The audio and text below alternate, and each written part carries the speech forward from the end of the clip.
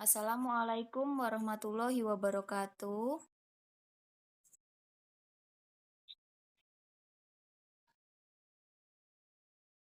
Kami dari kelompok 1 yang beranggotakan 1 Eka Rahmawati, 2 Musholifah, 3 Ita Septia Indrawati akan mempresentasikan modul 2 dan modul 3. Modul 2 yaitu tentang landasan dan pendekatan pengembangan kurikulum. Kemudian modul ketiga adalah tentang prosedur pengembangan kurikulum. Baiklah, materi akan disampaikan oleh penyaji yang pertama, yaitu Ibu Eka Rahmawati. Kepada Ibu Eka, saya persilahkan untuk menyampaikan materi. Terima kasih Ibu Ita. Ini saya akan menyampaikan modul 2, yaitu tentang landasan dan pendekatan kurikulum. Modul 2, kegiatan 1, yaitu landasan pengembangan kurikulum. Landasan pengembangan kurikulum itu terdapat 4, yaitu landasan filosofis, landasan psikologis, landasan sosiologis, dan landasan teknologis. Landasan filosofis yaitu landasan yang berkaitan dengan pentingnya filsafat dalam membina dan mengembangkan kurikulum pada suatu satuan pendidikan. Aspek filsafat menjadi rujukan utama bagi landasan lainnya dalam mengembangkan kurikulum. Tujuan dan isi kurikulum pada dasarnya bergantung pada pertimbangan-pertimbangan filosofis. Pandangan filosofis yang berbeda akan mempengaruhi dan mendorong aplikasi pengembangan kurikulum yang berbeda pula. Berdasarkan landasan filosofis ini ditentukan tujuan-tujuan dari pendidikan. Yang kedua yaitu landasan psikologis. Mbak Eka, slide-nya. Landasan psikologis. Oke, lanjut. Diganti, belum kelihatan ya, Mbak? Landasan psikologis berkaitan dengan teori belajar dan teori perkembangan anak. Teori belajar memberikan kontribusi dalam hal bagaimana isi kurikulum itu disampaikan kepada siswa dan bagaimana siswa harus mempelajarinya. Yang ketiga yaitu landasan sosiologis. Landasan sosiologis berkaitan dengan pentingnya mempertimbangkan aspek perkembangan masyarakat dan kebudayaan dalam mengembangkan kurikulum satuan pendidikan. Dan yang keempat yaitu landasan teknologis. Landasan teknologis berkaitan dengan pentingnya mempertimbangkan aspek pengetahuan, teknologi, dan seni dalam mengembangkan satuan pendidikan kurikulum. Ya, terima kasih Bu Eka. Selanjutnya, modul 2, kegiatan belajar 2 akan disampaikan oleh Ibu Musholifah. Kepada Ibu Musholifah, saya persilahkan. Oke, terima kasih Bu Ita.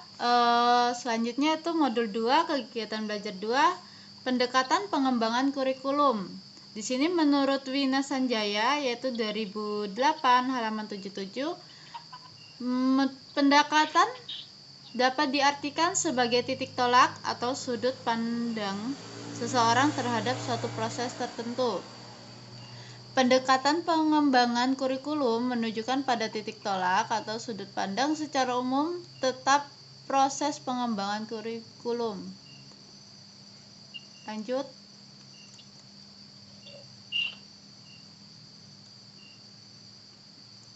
Nah, dalam pendekatan pengembangan kurikulum itu ada beberapa, yaitu yang pertama pendekatan dari sudut pandang kebijakan pengembangan kurikulum, pendekatan dari sudut pandang orientasi penyusunan kurikulum, dan pendekatan dari sudut pandang perorganisasian isi kurikulum. Next. Pendekatan dari sudut pandang kebijakan pengembangan kurikulum. Yang pertama yaitu pendekatan administratif, di mana pendekatan menggunakan sistem komando dari atas ke bawah, di mana pengembangan kurikulum muncul dari inisiatif dan gagasan para pemegang kebijakan pendidikan atau administrator pendidikan di tingkat pusat dengan menggunakan prosedur administratif. Yang kedua yaitu pendekatan akar rumput, di mana pendekatan yang diawali pendekatan yang diawali inisiatif dari bawah, selanjutnya disebarluaskan pada tingkat yang lebih luas. Lanjut.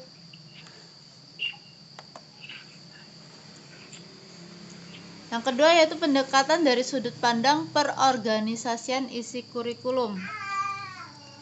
Sini ada 3, yaitu pertama pendekatan berpusat pada mata pelajaran, di mana bertitik tolak dari mata pelajaran suatu disiplin ilmu yang terpisah antara satu dengan yang lainnya.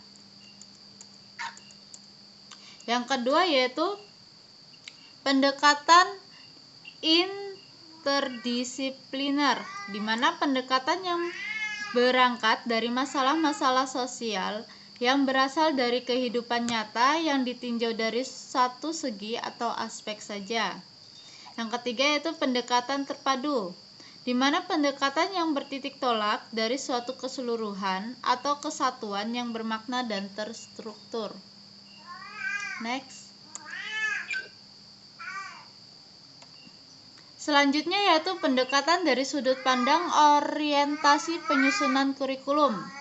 Sini ada 3, yaitu pertama orientasi pada tujuan, di mana pendekatan yang berorientasi pada tujuan didasarkan pada tujuan-tujuan pendidikan yang telah dirumuskan secara jelas, mulai dari tujuan satuan pendidikan, tujuan mata pelajaran, sampai dengan tujuan pembelajaran. Yang kedua yaitu orientasi pada bahan ajar. Di sini yaitu pendekatan yang menitik beratkan penyusunan kurikulum pada bahan ajar atau materi pelajaran yang akan diajarkan. Ketiga yaitu pendekatan pada kegiatan belajar mengajar, di mana pendekatan yang menitik beratkan pada cara siswa belajar serta cara dan langkah-langkah yang perlu dilakukan agar siswa menguasai keterampilan untuk mendapatkan pengetahuan. Oke, selanjutnya saya kembalikan ke moderator. Baik, untuk modul ketiga tentang prosedur pengembangan kurikulum, saya yang akan menyampaikannya. Untuk kegiatan belajar 1.1, prinsip-prinsip pengembangan kurikulum. Ada beberapa prinsip yang dapat dijadikan acuan dalam pengembangan kurikulum, antara lain prinsip berorientasi pada tujuan atau kompetensi, yang kedua adalah prinsip kontinuitas, yang ketiga adalah prinsip fleksibilitas, dan yang keempat adalah prinsip integritas. Prinsip khusus pengembangan komponen kurikulum itu terdiri dari 1. Prinsip yang berkenaan dengan tujuan pendidikan, 2. Prinsip yang berkenaan dengan pemilihan isi pendidikan, 3. Prinsip dengan pemilihan proses belajar mengajar, 4. Prinsip berkenaan dengan pemilihan media dan alat pengajaran, 5. Prinsip yang berkenaan dengan penilaian. Next.